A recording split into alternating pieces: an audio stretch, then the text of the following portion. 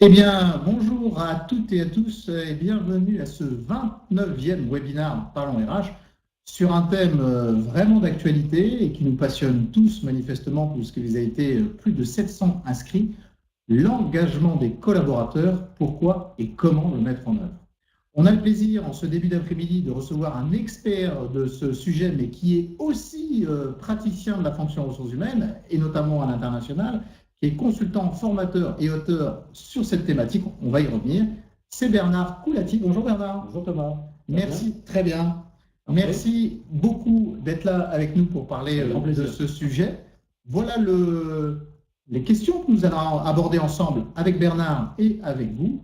De quoi parle-t-on? On va circonscrire un peu le périmètre de ce thème de l'engagement et peut-être aussi ce dont on ne va pas parler durant ce webinaire. Pourquoi mettre en œuvre l'engagement? Est-ce que c'est contextuel? Quelle est la différence peut-être avec d'autres concepts assez proches? Et puis, comment s'y prendre? Est-ce que l'engagement, c'est la même chose que la satisfaction, que la motivation? Est-ce qu'il y a un engagement d'équipe, un engagement individuel, un engagement organisationnel? Bref, on va essayer de faire tout ça. On a 41 minutes maintenant pour traiter de ces sujets-là. Donc, je vais aller assez vite, juste sur les modalités pour finir sur cette introduction. Sur les modalités de ce webinaire. Vous êtes assez nombreux et donc si certains ont des problèmes de connexion, je les invite à figer l'image. Alors vous n'allez pas profiter de nos mimiques et de notre visage, mais ça vous permettra probablement d'avoir un meilleur son. Si vous avez des difficultés techniques, je vous invite encore une fois à cliquer sur l'icône violet en bas à droite pour pouvoir traiter de ces problématiques techniques. Juste pour finir vraiment sur ces aspects opérationnels du webinaire, vous pouvez évaluer à la fin de ce webinaire, et nous vous demandons de l'évaluer, c'est ce qui nous permet nous, de progresser. Vous pouvez émettre un certain nombre de commentaires et on les lit tous avec attention avec Aurélia qui est en face de nous, qui est la chef de projet, la pierre angulaire de ces webinaires d'un point de vue opérationnel et que vous ne voyez jamais. Un jour, il serait bon que tu passes de l'autre côté de la caméra. Merci Aurélia. Voilà. Donc, on traite de tous ces commentaires, donc n'hésitez pas à nous dire ce qui va, puis aussi ce qui ne va pas. Vous pouvez télécharger la présentation qui va vous être faite, mais surtout, peut-être le plus important, vous devez, durant ce webinaire, utiliser la boîte de chat telle que vous l'avez déjà utilisée. Donc, n'hésitez pas à poser vos questions à Bernard. Il est là pour ça, pour échanger avec vous sur cette thématique. Eh bien, pour commencer, Bernard, est-ce que tu peux te présenter à notre auditorat, aux presque 160 personnes qui sont en ligne? On ne va pas tous les saluer un par un, mais est-ce que tu peux te présenter, nous dire un petit peu d'où tu viens? Bien sûr, merci Thomas. Bonjour à toutes et à tous. Moi, je suis ce qu'on pourrait appeler un pur produit RH. C'est-à-dire que j'étais un DB RH il y a très longtemps et j'ai passé toute ma vie professionnelle dans les RH. D'abord dans des univers de production, d'usines de production à la française, avec des relations sociales à la française, puis au niveau France, des fonctions plus globales, puis à l'international, d'abord en Europe et puis ensuite en Asie. Donc une diversité géographique et une diversité aussi sociologique, puisque j'ai eu à gérer, à développer et à engager, c'est le sujet du jour, des populations de col bleu et de col blanc, comme on dit, dans tous les coins du monde. Donc effectivement, je reviens aujourd'hui, après 10 années passées à Hong Kong et en Asie, en essayant de faire une synthèse de toute cette expérience, justement, et de proposer à mes amis français, à mes clients français et à l'écosystème RH ici, une approche sur l'engagement. Voilà un peu la démarche aujourd'hui. Donc, on a un praticien de haut niveau et d'expérience parmi nous. Juste pour finir sur ta présentation, il y a un petit schéma là au-dessus. Oui. Gestion du capital humain, organisation engageante, transformation RH. Est-ce que tu peux nous en dire deux mots? Alors, c'est pas un logo, c'est plutôt une représentation graphique de la vision RH que j'ai essayé de développer, avec trois choses, en fait, deux choses qui sont très complémentaires pour moi, et souvent on confond les deux, et en particulier en France. Il y a la notion de process RH et de politique RH que j'appelle capital humain. Il est évident que quand on gère le capital humain, on gère des process et des politiques qui utilisent, je dirais, le meilleur du capital humain pour des fonctions, pour des résultats du business. Mais je crois qu'il y a une dimension qui est non processisable et qui est liée à l'engagement. Ce que j'appelle les organisations engageantes, c'est tout le sujet d'aujourd'hui. Et tous ces sujets d'engagement, finalement, qui ne sont pas des sujets RH purs, ce n'est pas une discipline RH, c'est tous les sujets qui s'adressent aux CEO, aux collaborateurs, à tout le monde. c'est un peu l'autre côté de la pièce de monnaie. Il y a la pièce process et la pièce non process. Et donc, ces deux parties, j'ai essayé de les mettre au même niveau. Et la transformation RH, pour moi, c'est justement de faire de mettre un peu la glu ou la mayonnaise pour gérer ces deux côtés-là. Et voilà, quand je fais de l'accompagnement RH, j'essaie de travailler sur les deux aspects. L'aspect process et l'aspect vision par les collaborateurs de la réalité d'une marque employeur ou d'une réalité ce que j'appelle avec Épar les collaborateurs. Voilà, c'est un peu avec la vision les de collaborateurs. Voilà. C'est très bien, on va en parler. Alors juste pour finir sur ta présentation, il y a quelque chose qui ne nous aura pas échappé, qui s'est encadré en bas à gauche, qui est également ici. Et évidemment, je vous invite à faire l'achat de cet ouvrage Engagement 4.0 pour une expérience durable au travail avec Épar. On revient sur cette formule, les collaborateurs, aux éditions EMS. C'est un ouvrage dans lequel on trouve des exemples opérationnels, une approche théorique conceptuelle de la modélisation extrêmement intéressante parce que s'appuyant sur une expérience pratique, concrète de la fonction RH au niveau international. J'arrête là pour parler de l'ouvrage, mais pourquoi avoir écrit cet ouvrage-là, justement ? Alors en fait, je l'ai écrit déjà il y a 3 ans en langue anglaise, là où j'étais en Asie, et j'ai fait une traduction et une adaptation pour la France. Donc Engagement 4.0, c'est un titre qui peut paraître intriguant, mais je trouve qu'on est dans un monde aujourd'hui d'industrie 4.0, d'un monde digital dans lequel tous les codes en fait, de fonctionnement sur la façon de travailler sont en plein changement. Et je voulais en fait donner un pendant de cela au niveau RH, c'est-à-dire dire, dans un monde où tout change, où tout est numérique, tout est digital, où il y a des codes qui sont cassés, comment est-ce qu'on justement recrée une philosophie, mais aussi des outils opérationnels d'engagement dans ce nouveau monde-là. C'est un peu l'idée du bouquin. Avec beaucoup de mayonnaise, si j'ai bien compris, c'est-à-dire de cohérence et de dynamique, d'adéquation dynamique.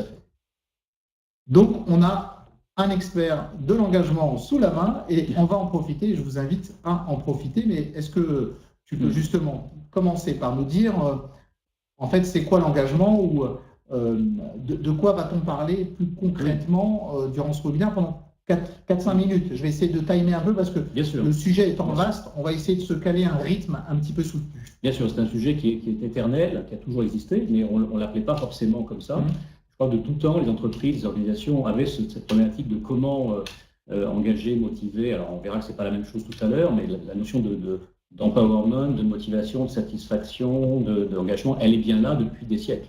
En fait, et donc, ce n'est pas non plus nouveau, mais on aime beaucoup, on adore au niveau RH donner des nouveaux termes, il y a tout un buzz autour de ça, et donc il faut vivre avec son temps. Aujourd'hui, clairement, l'une des problématiques, c'est qu'on a un mode de vie et de travail qui est différent. On ne peut plus avoir un mur aujourd'hui entre la vie au travail et la vie personnelle.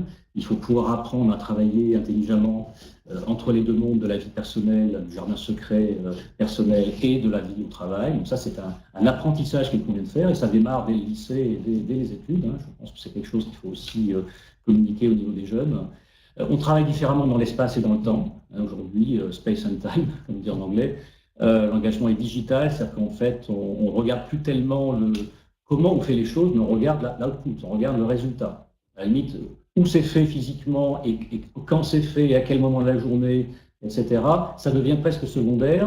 Le problème, c'est que si on veut éviter les problèmes d'engagement, de surengagement, il faut aussi bien gérer ça et bien piloter. Donc ça pose quand même cette question, dans un monde où il n'y a plus de frontières, où le digital est permanent, mais comment est-ce qu'on maîtrise tout cela pour en faire quelque chose d'acceptable et de durable surtout.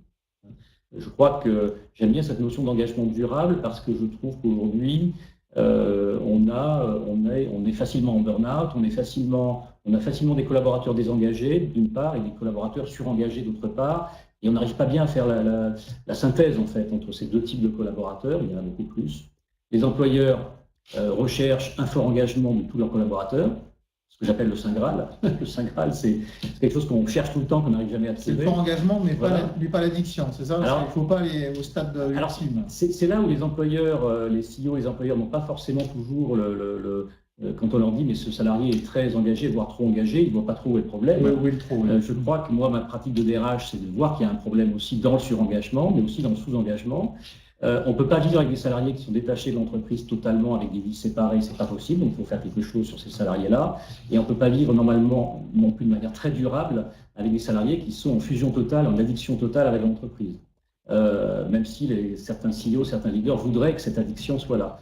Tout dépend de comment elle est faite et comment la dépendance effectivement s'organise. Donc, et au milieu, il y a des tas de gens qui sont en mode contractuel, qui sont là pour faire leurs heures et qui rentrent chez eux. On détaillera tout à l'heure. Et j'ai essayé en fait de trouver, de faire un modèle très opérationnel basé sur mon expérience entre tous ces profils-là de salariés finalement pour aider les organisations, mais aussi les collaborateurs à y voir clair dans la manière de s'engager aujourd'hui. Bon, et c'est très clair. En fait, si je disais que en fait, le monde a changé et que notre rapport à l'entreprise, à l'espace, au temps a échangé, ce qui fait que ça redonne une acuité encore plus forte à ce qui pourrait être un buzzword, mais qui est en fait une tendance de fond, en tout cas une interrogation de fond, qui est l'engagement. Je ne travestis pas tes propos. Absolument. Bon, merci pour la traduction. C'est tout à fait fidèle. J'étais pas, j'ai aucune prétention de traduire ton propos. Absolument. L'espace et le temps, et j'aime bien cette notion d'espace et de temps, parce qu'aujourd'hui, on vit quand même dans un monde où il n'y a plus de frontières. Ouais.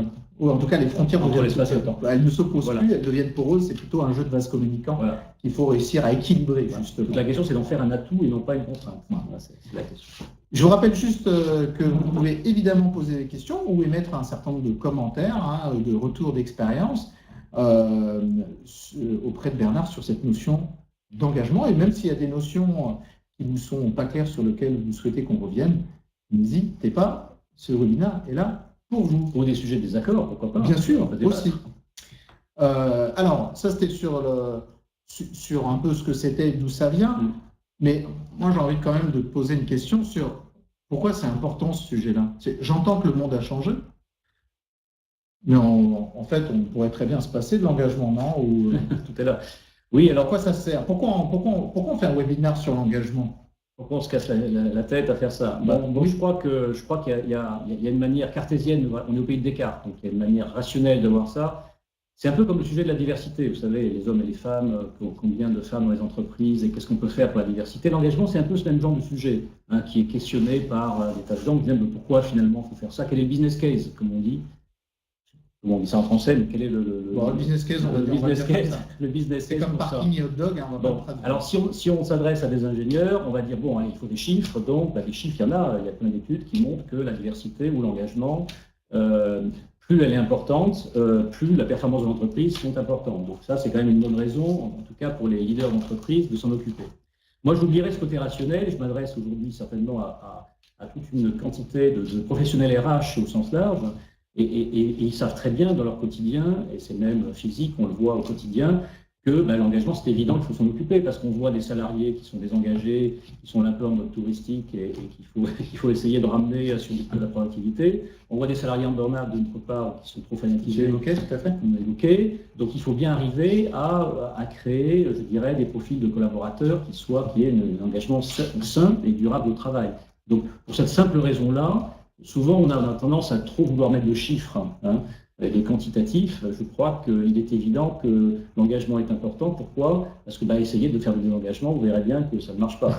Aujourd'hui, on va dire, en plus on confond tout, on confond la fidélité, la loyauté, les personnes qui restent dans une entreprise pendant 25 ans. Pour moi, c'est pas une synonyme d'engagement.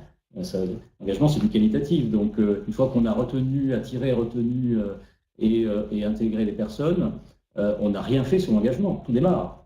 Et donc le pourquoi, il est là. C'est qu'à un moment donné, on a parfois l'impression qu'on s'occupe d'engagement, alors qu'on ne s'occupe que de process, de motivation, d'initiative, de choses transactionnelles finalement. Je te donne ça si j'ai ça, et on n'a pas travaillé sur l'engagement. On va le définir dans un instant. Alors là, c'est quasiment un teasing que tu peux nous faire. C'est effectivement, une fois qu'on a attiré, qu'on a fidélisé ou qu'on a intégré, en fait, tu es en train de dire on n'a rien fait puisqu'on n'a pas encore traité de l'engagement. Je reformule aussi ta réponse sur pourquoi engager. En fait, parce que de façon très rationnelle, les chiffres nous montrent qu'une entreprise ne peut être performante ou en tout cas plus performante, plus compétitive qu'avec des collaborateurs engagés.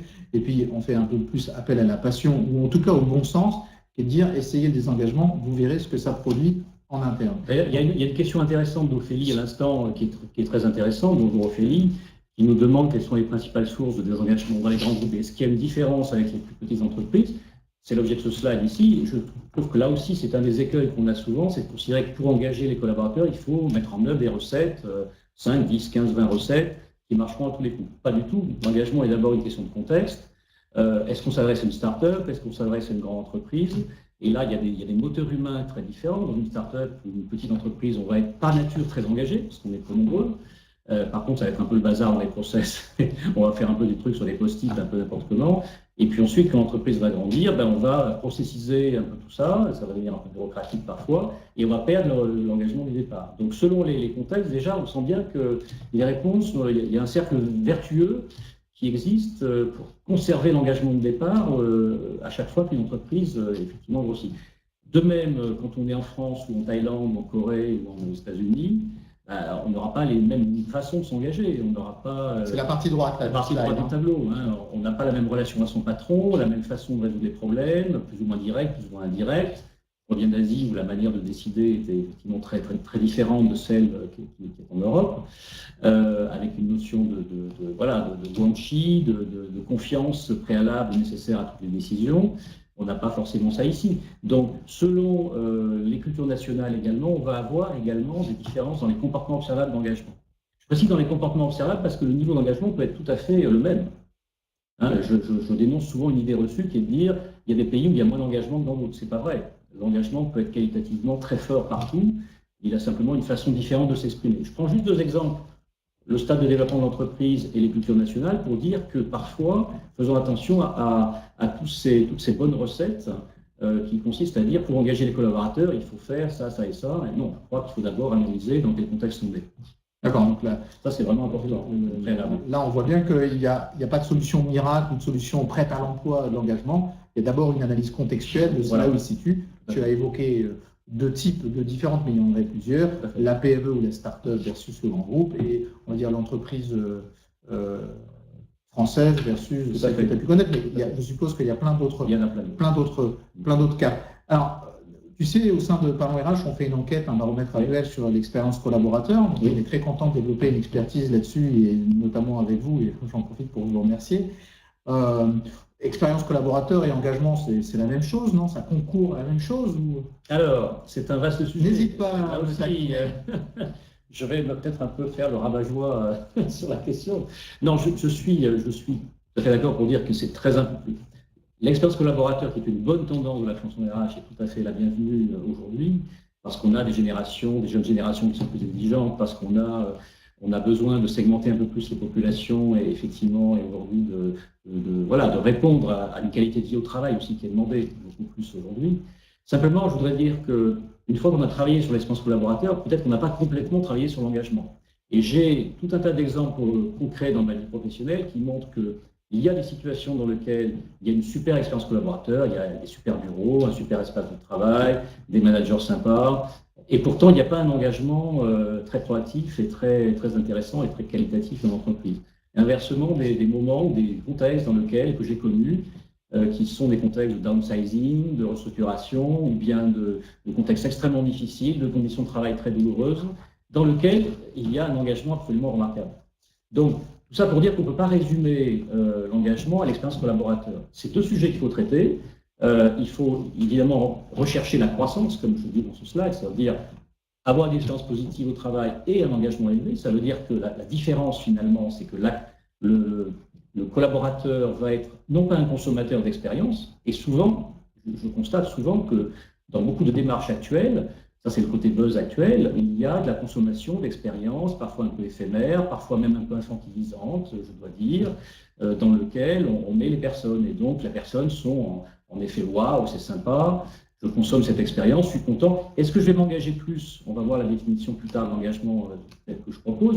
Est-ce qu'on va s'engager plus pour autant? C'est pas sûr. C'est même le contraire parfois.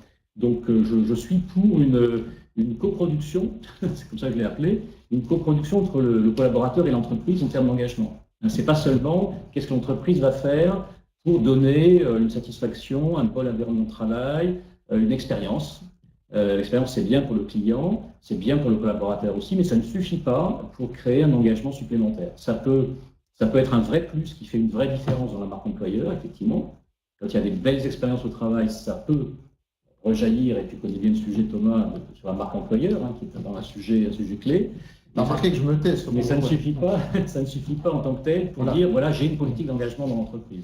Ça, pour moi, ça me paraît évident. Moi, ce que je trouve très intéressant, et c'est encore plus détaillé dans l'ouvrage, mais c'est qu'effectivement, n'oublions pas qu'une bonne expérience collaborateur n'est pas synonyme d'engagement et donc de mise en action, et réciproquement d'ailleurs. Et donc, en fait, dans toutes ces notions, qui sont des notions un peu ombrelles, un peu chapeau, et certaines font le buzz, comme tu l'as évoqué, il faut faire preuve de discernement, Tout à fait.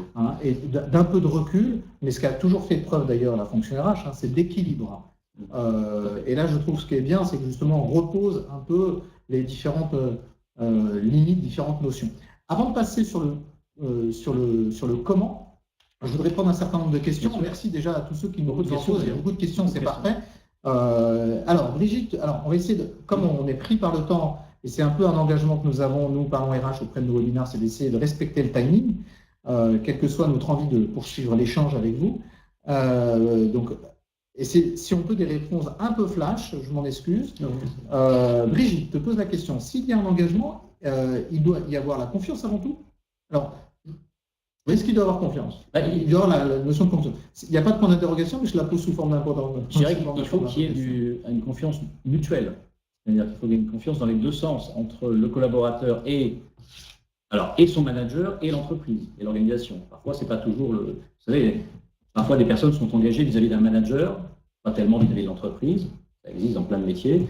Et parfois, on est engagé plutôt sur une culture d'entreprise et pas forcément avec son chef actuel, qui peut changer, etc. Donc, il y a aussi une notion de confiance qui est très importante. Effectivement, ça fait partie des must-have, effectivement, d'engagement. On va le voir un petit peu après, effectivement. Bien sûr. Pascal te pose la question, comment réengager des collaborateurs après un PSE?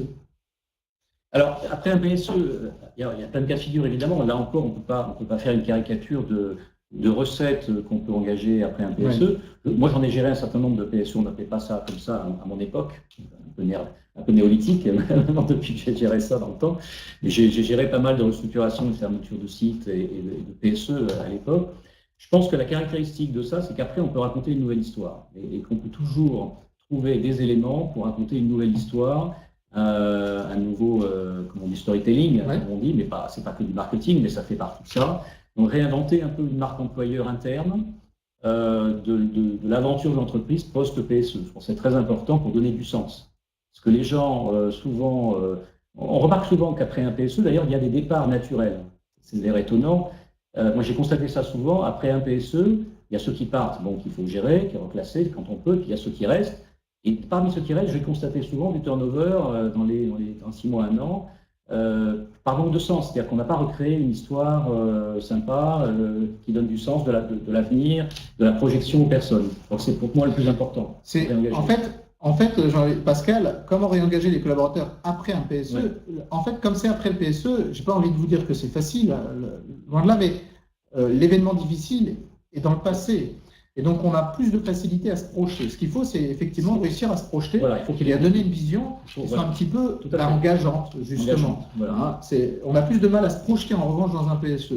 La question qui est de dire comment engager des collaborateurs dans une perspective de PSE, là, je serais beaucoup plus nuancé et pessimiste dans ma réponse. Alors, ça, Ophélie, on y a répondu. Aurélie, comment mesurez-vous l'engagement? J'aime bien cette question. Alors, la mesure de l'engagement, le problème, c'est que souvent, ceux qui prétendent mesurer l'engagement mesurent la satisfaction. Je fais référence moi, j'ai une expérience d'utilisation d'enquêtes d'engagement, comme on dit, d'enquêtes d'opinion, d'enquêtes internes, je ne sais plus comment on les appelle selon les entreprises. À tort, on les appelle enquêtes d'engagement. Pour moi, ce ne sont que des enquêtes de sondage interne, de satisfaction, des enquêtes de morale. Morale au sens, sans le à la fin, de morale, sans quelle morale des trop. Donc, je pense que la mesure, elle n'est pas là. La mesure, pour moi, elle est qualitative, elle ne peut pas être quantitative. Alors, effectivement, il y a un critère qui est, est-ce que vous allez conseiller à vos amis, à vos collègues, avec ça l'entreprise, de rejoindre l'entreprise? On sait bien que le fameux NPS, l'employé promoter score, fait partie des choses intéressantes à suivre. Mais à part celui-là, tout le reste, c'est du qualitatif. Et ça va jouer sur ce qu'on va voir tout à l'heure. Comment est-ce que l'organisation peut être engageante et comment est-ce que la marque employeur peut créer plus de recrutement et plus d'intégration, moins de turnover, etc. Ça, c'est quand même des indicateurs à suivre. Ça veut dire quelque chose.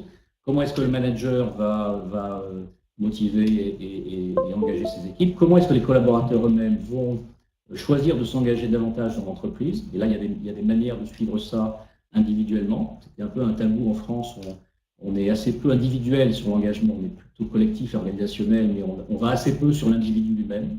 Moi, je propose une approche où on va demander à l'individu aussi de faire son auto-évaluation de l'engagement et de suivre son propre engagement dans l'avenir. C'est très important, parce que suite à ça, on peut décider de rester dans l'entreprise, de partir, de changer de chef, de changer de métier, de prendre des décisions proactives en bonne connaissance de cause, sans attendre le PSE. Parce que parfois on sait bien qu'on attend la restructuration, on attend les changements et on les subit. Et donc moi, je suis pour des changements qui ne soient pas subis. Donc ça, c'est des indicateurs de mesure de l'engagement. Ils sont pour moi purement qualitatifs, ils ne peuvent pas être quantitatifs. Alors, on a toutes les questions, hein, elles sont là, on va les poser juste après. Pourquoi? Parce qu'en fait, on a un tout petit peu débordé sur ce sujet-là. Ce qui me semble très intéressant sur la mesure de l'engagement. Est-ce que justement, comment mettre en œuvre l'engagement, tu peux nous expliquer en fait quelles sont ces différences entre satisfaction, motivation et engagement? Alors déjà, je trouve que c'est bien de revenir à des fondamentaux, même si c'est un peu parfois, et c'est pas du tout théorique, au contraire, parfois certains peuvent dire c'est théorique, mais pas du tout. Et je pense que les praticiens RH vont encore une fois voir de quoi je veux parler. Il y a beaucoup de politiques RH de type rémunération, conditions de travail, espace de bureau, etc., qui finalement apportent de la satisfaction. C'est un premier niveau d'engagement qui est basique et qui est nécessaire et qui apporte un bien-être dans l'entreprise, mais qui ne veut pas dire que les gens vont se bouger ou s'engager beaucoup plus. Pour ça, c'est important, c'est la satisfaction. Après, il y a la motivation. La motivation, c'est plutôt transactionnel. Là, on va être plutôt sur moi, salarié, j'amène quelque chose et j'attends quelque chose en retour de l'entreprise. Sinon, je ne le donne pas. C'est transactionnel. La motivation, c'est ça. C'est donc les bonus, par exemple, dans les rémunérations, c'est les incentives de rémunération, c'est les nouvelles responsabilités, la gestion de carrière, le développement personnel. Tout ça, c'est des donnants-donnants qui vont se créer, qui vont créer de la transaction. C'est très utile. Mais une fois qu'on a dit ça, là encore, à mon avis, on n'a pas créé un véritable engagement. L'engagement, finalement, je dis toujours, on ne peut pas engager quelqu'un. On peut créer des conditions dans lesquelles quelqu'un va avoir envie de s'engager, ce qui n'est pas pareil. Et une fois qu'on a dit ça, pour moi, il y a 5...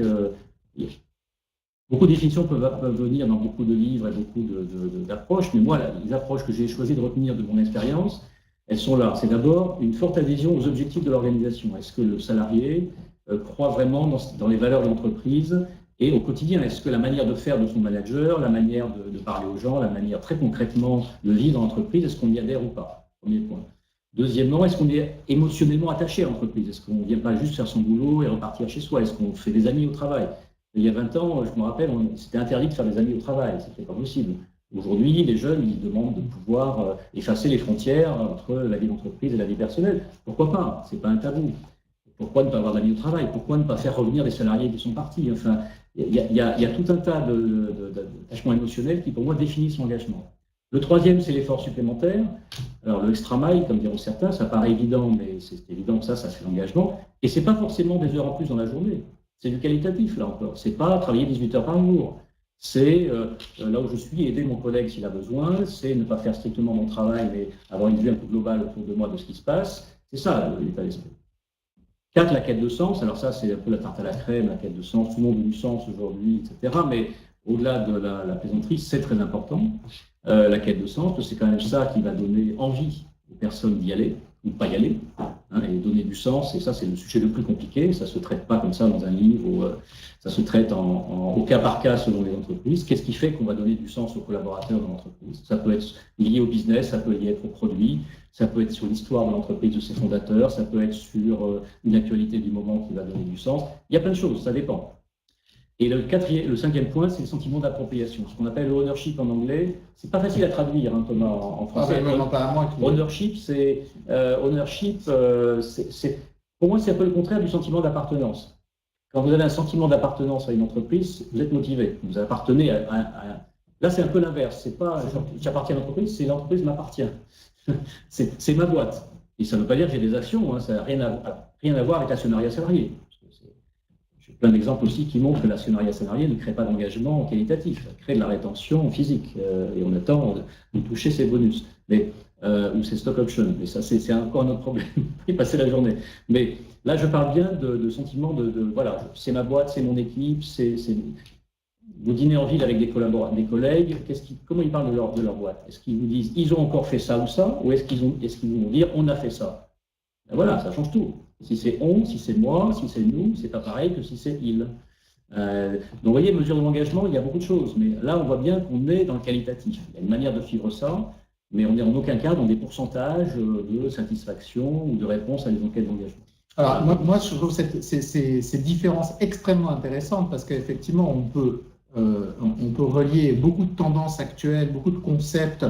On a évoqué la mesure, l'évaluation, l'ensemble des thermomètres qu'on met un petit peu partout, mais en fait, est-ce qu'ils mesurent la satisfaction, la motivation, c'est ça, ou l'engagement? Et est-ce qu'on a dit tout à l'heure qu'on pouvait avoir une bonne expérience et pas d'engagement, et la réciproque était vraie? Pareil, on peut avoir des collaborateurs très motivés, mais pas du tout engagés, hein, ou satisfaits, mais pas engagés non plus. Ils ne sont pas dans cette dynamique-là. Si on souhaite rentrer dans une dynamique d'engagement, il y a cette différenciation à faire entre satisfaction, motivation et engagement. Et derrière, on voit bien toute l'activité RH qu'on peut y mettre et qui est quand même très différente. Tu parlais de l'activité transactionnelle sur la partie motivation.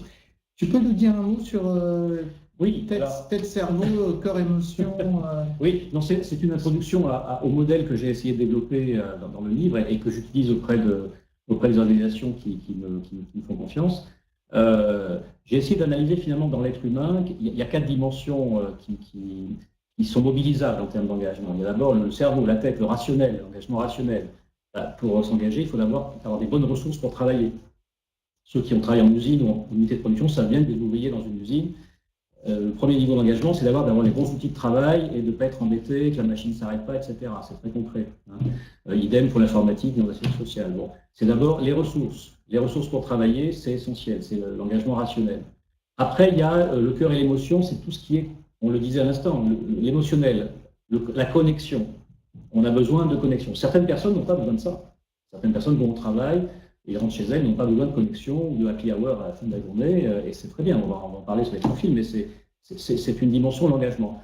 Troisième dimension, c'est la dimension d'énergie, parce que finalement, on amène d'abord son corps, on amène son esprit, on amène d'abord son corps au travail, donc il y a une notion d'énergie, de bien-être physique, personnel, et qu'on oublie souvent, le côté somatique. Dans les problèmes de burn-out, il y a des problèmes somatiques qui se posent et qu'il faut traiter. Et puis il y a un dernier aspect qui est pour moi plus important encore, c'est le mental, le sens, l'esprit. C'est un peu le côté existentiel de l'engagement, on pourrait dire, un grand mot, pour dire ça ne suffit pas d'avoir des ressources pour travailler, d'être connecté et d'être en forme. Il faut aussi d'avoir envie d'aller vers une nouvelle frontière, une histoire, d'avoir envie de partir sur la Lune. C'est la quête de sens, c'est quelque chose qui vous dépasse. Et donc j'ai essayé de construire un modèle à la fois individuel et organisationnel à partir de ces 4 dimensions. D'accord, c'est justement là. Voilà. Il y a beaucoup de questions, on va essayer de les prendre. Elles sont notées, c'est très bien. J'espère qu'on les gardera parce qu'il y a beaucoup de questions. On va juste finir le propos pour les prendre très rapidement. Oui. Allez, en fait, il y a 2 types d'engagement. Tu l'as évoqué. En France, on est peu sur l'engagement individuel. On est peu et finalement, c'est aussi culturel. Je crois qu'on est dans une société finalement assez plus collective qu'individuelle finalement. On n'arrête pas de dire en France on est individualiste, etc. Finalement, pas tellement. Je trouve qu'on hésite à aller sur des sujets plus individuels et pour moi, c'est essentiel. Donc, j'ai proposé, à partir de mon expérience, c'est pas du tout quelque chose d'académique, c'est des profils, 8 profils de salariés désengagés à très, très engagés, avec une évaluation qui est permise dans le livre, mais aussi en ligne, qui permet aux personnes de se repérer. Ça, c'est pour les collaborateurs. C'est pour les collaborateurs. J'utilise ça très concrètement sur certains de mes clients, avec les équipes de direction ou de certains cadres ou agents de maîtrise. Tu as un cas concret? J'ai un cas concret en Asie où j'ai travaillé pour un groupe de retail dans le luxe, un groupe français très connu sur Hong Kong. Et on a travaillé avec leur équipe de direction. On a fait une évaluation individuelle de chaque profil d'engagement pour les collaborateurs, alors en toute confidentialité par rapport aux autres. Il y a une question d'éthique aussi là-dessus. Et puis ensuite, on a regroupé de façon anonyme l'engagement de l'équipe versus l'engagement de chacun. Et on a travaillé ensemble sur comment on se positionne et comment est-ce qu'en tant qu'équipe, on va être plus engagé. Donc les profils que je propose, En fait, on essaie de le désengager, Voilà. on essaie de le faire passer potentiellement engagé, Voilà. potentiellement engagé, C'est ça. etc. Et surtout ne pas Exactement. basculer dans le… dans le surengagé surengagement. qui n'est pas seulement le burn-out, Ouais. qui est classique, qu'on ne présente plus, malheureusement qu'on ne présente plus, et on sait ce qu'il faut faire pour le traiter. Mais il y a aussi les côtés fanatiques de certains collaborateurs qui sont en fusion totale, voire trop, et qui sont aussi un dysfonctionnement dans l'entreprise. Donc le désengagement fort est un dysfonctionnement, le surengagement fort aussi. Il faut essayer de travailler sur des alchimistes, comme je les appelle, des personnes qui ont vraiment un bon équilibre entre leur vie professionnelle et personnelle. Pour concrétiser encore plus, quand on est, par exemple, quand on veut basculer de potentiellement engagé en engagé, comment ça se traduit après l'étape de diagnostic?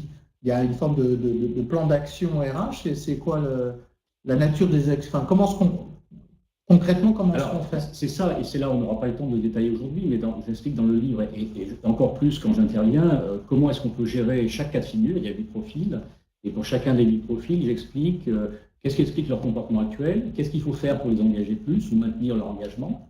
Quand on est désengagé, il faut simplement faire en sorte que ça ne nuise pas à l'entreprise ni à la personne. Quand on est dans une logique de désengagement ou de toxicité, comme on dit sur l'entreprise. Voilà. J'ai une question sur le bore-out de Christine.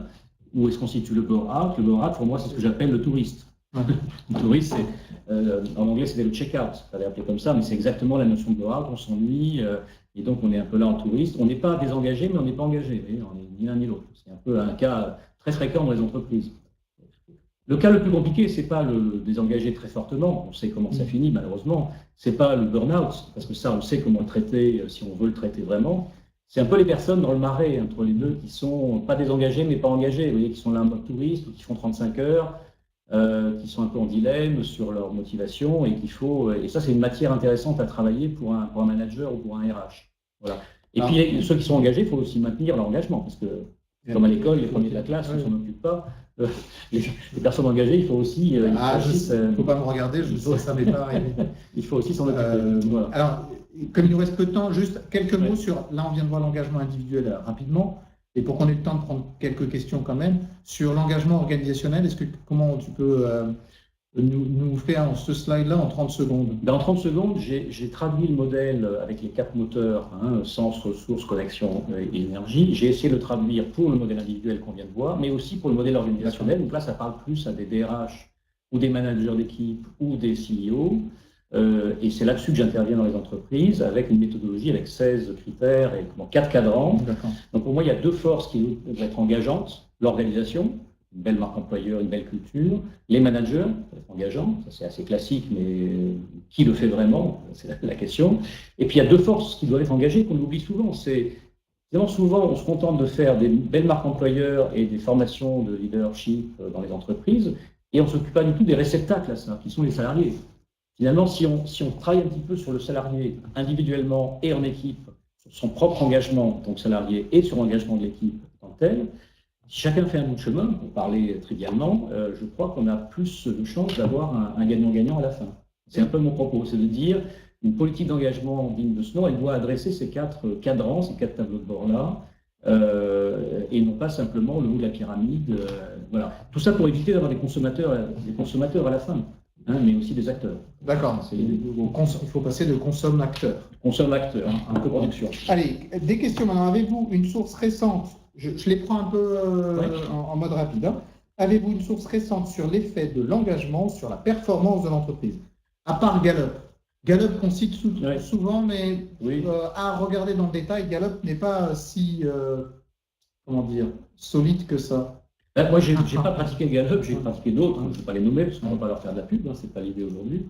Mais on pourra trouver peut-être une source et leur soumettre sur celui-là, mais il y en a pas. Mais moi, j'ai pratiqué pendant plus de 15 ans dans le groupe Pernod Ricard avec un provider particulier qui était le même et que j'ai suivi pendant toutes ces années. Donc, on a tu peux le citer, c'est pas grave. C'était Towers Watson. Il y a Towers, il y a Aon Hewitt, il y a Gallup, il y en a plein d'autres. Et puis, il y a les nouveaux acteurs maintenant qui arrivent, les startups qui créent aussi des outils plus sympas et plus sympas à utiliser. En fait, là, on parle de thermomètres. Et les thermomètres. Là, je pense que la question était sur l'étude un peu scientifique sur le sujet. Mais il y en a beaucoup qui traînent. Ce qui est difficile, c'est d'identifier l'étude comment dire, un peu plus solide, parce que parfois, quand elle émane de thermomètre, comme par hasard, on arrive c'est important d'avoir un thermomètre. C'est vrai. C'est là où je reviendrai sur mon propos liminaire. Je crois que malheureusement, il faut apprendre à renoncer à avoir un thermomètre trop quantitatif sur le sujet et raisonner plutôt sur des items, des cases à cocher. Et moi, mon approche, elle est holistique. Elle est de dire il y a un certain nombre de cases à cocher pour construire l'engagement. Et dans mon expérience, quand on coche ces cases, la performance de l'entreprise augmente parce que l'engagement qualitatif est en augmentation et donc la performance augmente. Ça, je peux le garantir. Mais ça ne se fait pas en 6 mois, ça se fait en 10-15 ans. C'est un peu ambitieux, mais je dirais que les belles cultures d'entreprise qu'on connaît en France, les entreprises qui ont des belles cultures d'entreprise, qui ont de la rétention, qui ont de l'engagement fort, etc., ce n'est pas des entreprises qui ont changé les process tous les 2 ans, qui ont un turnover trop fort, qui ont changé de politique ou de marque employeur incessamment. C'est des entreprises qui ont gardé la durée. Donc pour moi, c'est un des éléments clés, c'est ça.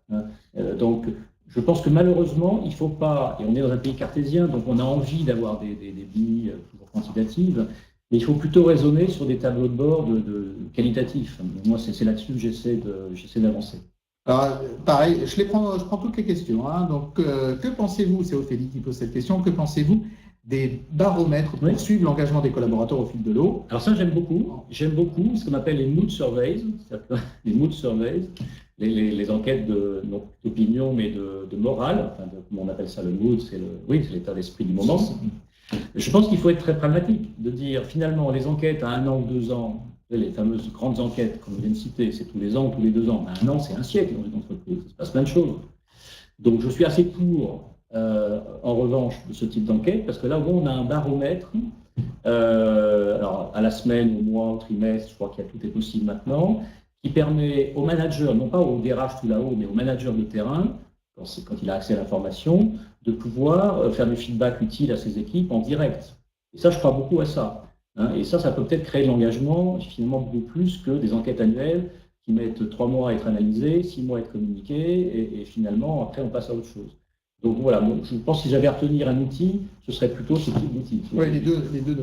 Voilà. Mais encore une fois, on ne parle pas d'études d'engagement, on parle de morale, de mood. Et on parle la mesure de la satisfaction et de la motivation, voilà, c'est pas la même chose, même s'il ne faut pas l'évacuer, on peut faire les deux. Ludovic pose la question suivante. Pour éviter le désengagement, mettre en avant la QVT avec toutes ses composantes, est-ce une bonne solution? QVT égale qualité de travail, c'est ça. Parce que 10 ans hors de France, je réapprends le vocabulaire. Qualité de vie au travail. Qualité de vie au travail. Qualité de vie au travail, c'est comme, vous savez, c'est tous ces nouveaux termes. Alors, qualité de vie au travail, je sais que c'est un terme qui est même pas juridique, mais qui est officiel maintenant en France, et dont il faut tenir compte. Il est évident qu'une bonne qualité de vie au travail, si ça se traduit par un environnement de travail avec des bonnes ressources pour travailler, une gestion du temps dans l'espace et dans le temps correcte pour que les personnes ne soient pas mis en burn-out ni en surchauffe, un manager qui donne du feedback, tout ce qu'on vient de voir avec tous les cadrans, pour moi tout ça définit une qualité de vie au travail. Je ne sais pas s'il faut l'appeler qualité de vie au travail ou engagement. Non, mais ça contribue. Contribue. Mais c'est une condition nécessaire, mais c'est peut-être pas suffisante pour le passer à l'acte. Voilà. Et encore une fois, la QVT, malheureusement, parfois, se limite à l'expérience collaborateur, c'est-à-dire de dire on va s'occuper des bureaux, de l'espace du travail, parfois un peu de la flexibilité du temps de travail, très bien, mais on ne va pas aller sur les moteurs intrinsèques de l'engagement. Ludovic, c'est ce que je me permettais de noter dans votre question, et sans faire de l'analyse sémantique, c'est pour éviter le désengagement, mettre en avant la QVT. Je veux juste dire que non, il ne faut pas la mettre en avant, il faut la faire en fait. Il faut la faire. Et déjà la faire, c'est déjà beaucoup, il y a déjà pas mal de sujets. Et comme on l'a évoqué, ce n'est pas une condition nécessaire et suffisante à l'engagement, mais c'est déjà quand même une belle marche de progrès. Alors je suis désolé, il est 15h46, on a déjà dépassé d'1 minute, il y a beaucoup de questions, beaucoup de remarques. Il y a beaucoup de propos. Oui, mais c'est fait exprès, c'est pour dégager une forme d'appétence sur le sujet. Et si on proposait des webinaires d'1h30, on aurait très peu de personnes. Alors, sauf si vous nous le mettez dans le commentaire que vous souhaitez des webinaires d'1h30, c'est aussi tout à fait possible. Donc, n'hésitez pas à nous suggérer des pistes. On va essayer de reprendre toutes ces questions, je ne sais pas dans quelle mesure. Il y en a beaucoup. Merci Elisabeth, merci Pascal, merci Vincent, merci Cécile, merci Aurélie, merci Ophélie, merci Myriam, merci Christine, merci Brigitte, merci Pascal avec un E. Bref, merci à tous. Juste quand même 2 questions très rapides pour terminer. Est-ce que tu as une actu? Parce qu'on termine toujours les webinaires par ça. Est-ce que tu as une actu et quel est ton coup de cœur? Mon actu, c'est simplement que je reviens en France et que j'ai envie de partager à la fois le bonheur que j'ai eu à écrire ce livre et à créer un modèle de mon expérience. J'ai maintenant envie de le partager. Je vous rappelle, hein. Et c'est un livre, ça reste un livre, mais j'ai envie de le partager de manière plus opérationnelle avec des entreprises qui ont besoin d'accompagnement. C'est ça mon actualité. Ouais, en plus, si vous regardez bien sur les différents médias, notamment sur BFM, vous allez retrouver Bernard en guest star. Ça, c'était ton actu et ton coup de cœur? Alors, coup de cœur, je ne sais pas trop quoi dire là-dessus. Je dirais que quand on revient en France après 10 ans d'absence, alors bien sûr, je suis revenu entre-temps, mais c'est pas non plus. Je constate ce que j'aime bien constater. Il y a la grisaille actuelle avec tout l'environnement social difficile du moment, mais ça, finalement, c'est les derniers mois. Sur 10 ans, ça n'occupe que quelques mois. Je reviens, qu'est-ce que je constate? Il n'y a plus de cravate. On travaille de manière plus flexible et ça a l'air d'être une réalité dans beaucoup d'entreprises. Ce n'était pas le cas il y a 10 ans. J'ai l'impression qu'il y a quand même une coolitude, comme dirait l'autre, au travail qui est un petit peu plus accentuée. Il y a tout cet écosystème de start-up. Moi, ça me fait du bien. Voilà.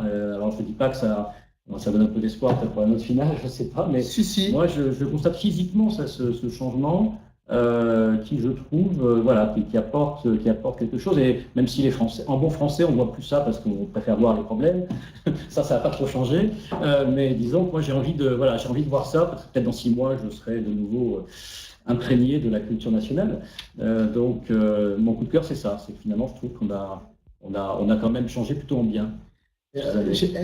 Pour commencer l'année 2019, je pense qu'avoir l'audace de l'optimisme n'est pas une mauvaise chose. Voilà, donc la France est belle, ne l'oublions pas. Merci infiniment Bernard pour ces échanges-là. Je vous invite évidemment à vous procurer l'ouvrage de Bernard parce c'est extrêmement riche, très pratique, mais avec pas mal de modèles et ça permet de comprendre énormément de choses sur la partie engagement. On est toujours un peu frustré de ne pas avoir pu répondre à toutes les questions. On va essayer de voir comment y répondre. Pour ma part, je vous donne rendez-vous le 7 février prochain pour le prochain webinaire de Parlons RH, qui sera donc le 30e webinaire. On aura le plaisir de recevoir Alban Castin, qui est le directeur général, ou plutôt le country manager de Benify France. On parlait des rémunérations tout à l'heure.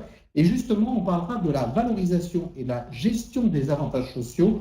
Comment avoir une approche digitale efficace. Donc, avantages sociaux, la digitalisation, comment, pourquoi aller dans cette démarche-là. Ça sera à 15h le 7 février prochain. Merci à toutes et à tous. Merci à tous. À très bientôt. Merci encore beaucoup Merci Bernard et à très bientôt. Très vite. Merci à tous. Merci.